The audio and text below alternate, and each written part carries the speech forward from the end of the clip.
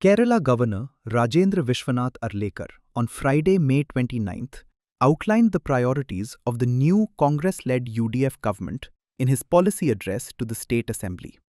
The government's vision is what it calls a Puthuyuga Keralam, or New Age Kerala, built around welfare, better governance, and economic recovery.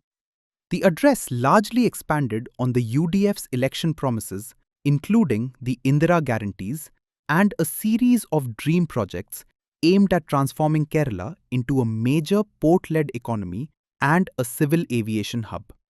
One of the biggest announcements was the government's promise to increase welfare pensions to 3,000 rupees a month. The government also announced plans to introduce 3 days of menstrual leave every month for school students.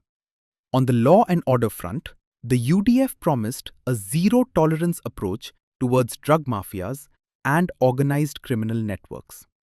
As part of this, the government plans to modernize the excise department and launch an anti-drug initiative called Operation Tufan. The address also spoke about setting up Jawaharlal Nehru scientific centers to promote scientific thinking among young people. Another key proposal is a comprehensive revision of the Kerala Conservation of Paddy, Land and Wetland Act, a law that has often been at the center of debates over development and environmental protection. A major focus of the speech was Kerala's financial situation. The government said rising liabilities and fiscal pressures continue to affect the state's finances. To address this, it plans to release a white paper that will present a detailed picture of Kerala's financial health and lay out a recovery strategy. One of the first major decisions of my government was to constitute an expert committee to prepare a comprehensive white paper on the financial conditions of the state. The government strongly believes that the people of Kerala must have clarity on the actual financial position of the state, including liabilities, pending commitments, and fiscal obligations. The white paper will be placed before the people to provide a clear picture of the state's finances and to lay the foundation for a transparent and responsible financial recovery strategy. The state today faces serious financial challenges. Outstanding liabilities and fiscal constraints have created severe pressure on public finance. My government will face these realities with honesty and responsibility. The address also announced a new water policy focused on sustainable use and conservation of water resources.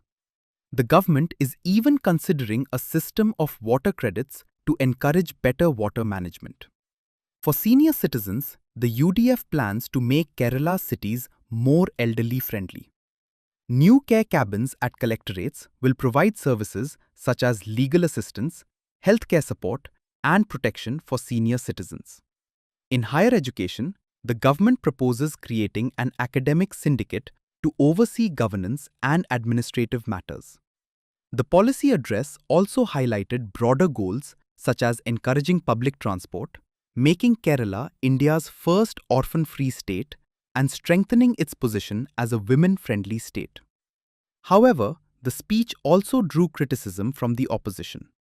Leader of the opposition, Pinarayi Vijayan, said the address lacked a clear vision for Kerala's development and questioned whether the proposals would be enough to tackle the state's challenges. ഇവിടെ ജനങ്ങൾക്ക് ആശ്വാസം നൽകുന്ന നടപടികൾ അത് ചിലത് ഹ്രസ്വകാല നടപടിയാകാം, ദീർഘകാലാടിസ്ഥാനത്തിലുള്ള വികസന പദ്ധതികളാകാം. ഇതിനൊന്നുമുള്ള ഒരു കൃത്യമായ കാഴ്ചപ്പാട് ഈ നയപ്രഖ്യാപനത്തിൽ ഇല്ല എന്നതാണ് വസ്തുത. മാത്രമല്ല, UDF പുറത്തിറക്കിയ പ്രകടന പത്രികയിലെ വാഗ്ദാനങ്ങൾ, അതിൽ നിന്നും ഒരു തരത്തിലുള്ള ഒളിച്ചോട്ടവും